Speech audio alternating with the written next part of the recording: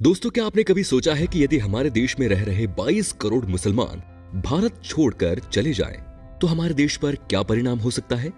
आज हम इसी के बारे में बात करने वाले हैं दोस्तों, कि यदि भारत देश के सारे मुसलमान इस देश से कहीं और चले जाएं, तो इस देश को क्या नुकसान और फायदे हो सकते हैं।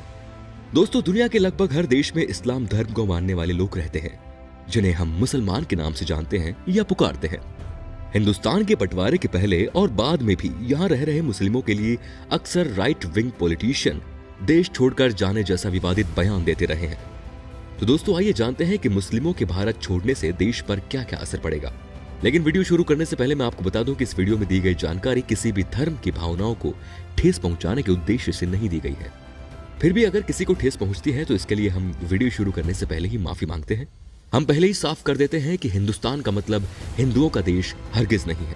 हिंदू शब्द को धर्म से पिछली कुछ सदियों से ही जोड़ा गया है। ये शब्द निकला है सिंधु नदी के नाम से। फारसी में इस सिंधु नदी को हिंदू कहा जाता था। सिंधु नदी के पूर्व में स्थित भारतीय उपमहाद्वीप को ही फारसी लोग हिंदुस्तान कहते थे। हिंदुस्तानी मुसलमान कई पीढ़ियों से यहाँ के बाशिंदे हैं।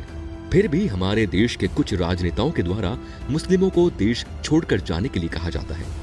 भले ही ये सीधे सीधे ना बोला जाता हो, लेकिन कोई ना कोई टारगेट ढूंढकर ये जिताने की कोशिश कट्टर नेता करते दिखते हैं। उन्हें देश से कुछ भी मतलब नहीं है, वो तो बस अपनी चुनावी रोटियां सेकना चाहते हैं। आइए सबसे पहले जानते हैं भारत की आजादी में मुस्लिमों का क्या योगदान रहा। अशफाकुल्लाह खां, इनके बारे में तो आप सभी जानते ही होंगे। उन्होंने देश की आजादी के लिए हंसते हंसते अपने प्राण तक त्याग दिए थे। खान अब्दुल गफ्फार खान, इन्होंने भी देश की आजादी में अपना अहम योगदान दिया था। ये जानकर आपको हैरानी होगी कि खान अब्दुल गफ्फार खान ही एक ऐसे अकेले मुस्लिम क्रांतिकारी थे जिन्होंने हिंदुस्तान के विभाजन का खुलकर विरोध किया था।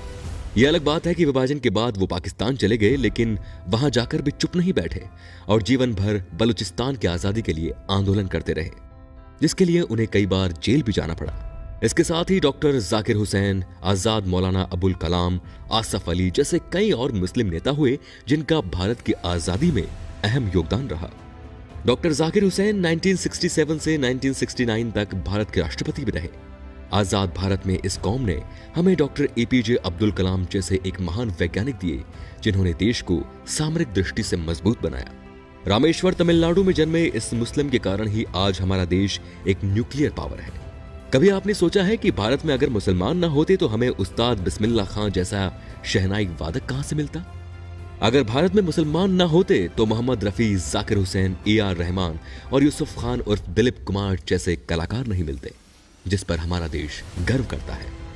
भारतीय फिल्म इंडस्ट्री की बात करें तो आज बॉलीवुड मुस्लिम कलाकारों से भरा पड़ा है। आज खान तिकड़ी की फिल्में बॉक्स ऑफिस पर सबसे ज्यादा बिजनेस करती हैं। स्पोर्ट्स की बात करें तो जहीर खान, पठान ब्रदर्स और अजहरुद्दीन जैसे कई मुस्लिम खिलाड़ियों ने क्रिकेट जगत में भारत का नाम रोशन किया है। हमारे देश में अजीम प्रेमजी जैसे कई मुस्लिम उद्योगपति भी हैं, जिन्होंने लाखों लोगों को रोजगार दिया हुआ है।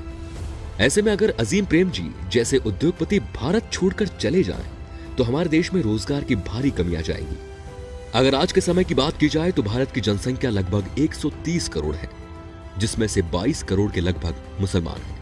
और यदि ये 22 करोड़ मुसलमान भारत छोड़कर चले जाएं, तो सबसे पहले हमारे देश की वर्क फोर्स में भारी कमी आ जाएगी, जिसमें बहुत सारे छोटे मझोले और बड़े उद्योग लोगों की कमी के कारण बंद हो जाएंगे, जिनका सीधा असर हमारे देश की आर्थिक स्थिति पर पड़ेगा। इतना ही नहीं, मुस्लिमों के भारत छोड़ने से हमारे देश की सैन्य शक्ति भी कमजोर हो जाएंगी। आप सभी को बता दें कि इस समय भारतीय सेना में लगभग 50,000 से ज्यादा मुस्लिम सैनिक तैनात हैं। इसीलिए दोस्तों, मेरा मानना है कि किसी भी देश के विकास में वहां रह रहे सभी नागरिकों, चाहे वो किसी भी धर्म के हों, सबका बराबर योगदान रहता है। राजनीति के ये फनकार कितने ही जाल बिछा लें, धर्म के ठेकेदार कितनी ही चालें चल लें, हमारा देश हमेशा से ही सभी धर्मों को साथ लेकर चलता आया है और यही इसकी सबसे बड़ी ताकत भी है। इसलिए दोस्तों, मेरा आप सभी से आग्रह है कि सभी साथ मिलकर चलें और भारत को नई ऊंचाइयों तक ले जाने के लिए काम करें, ना कि मंदिर मस्जिद जैसे मुद्दों पर अपना कीमती वक्त और ऊर्जा जाया करें। इस वीडियो के बारे में आपके क्या ख्याल हैं, आप हमें कमेंट सेक्शन में जरूर बताएं और वीडियो पसंद आया हो तो प्लीज लाइक करें और चैनल को सब्सक्राइब करना बिल्कुल ना भूलें। नमस्कार।